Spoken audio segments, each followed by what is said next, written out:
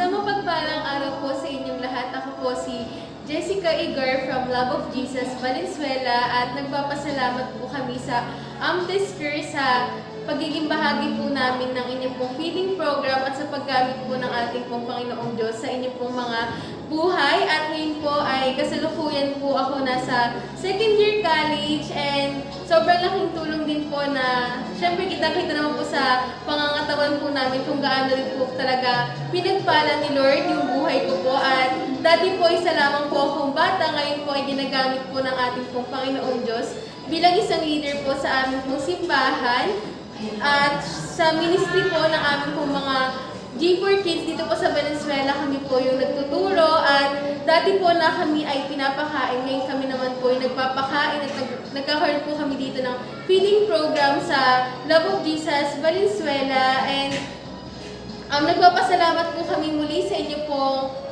pagtulong po sa amin noon, at sana po ay patuloy na mas pagpalain po kayo ng ating pong Panginoong Diyos. And happy anniversary, Amtesker. Thank you so much po, and God bless.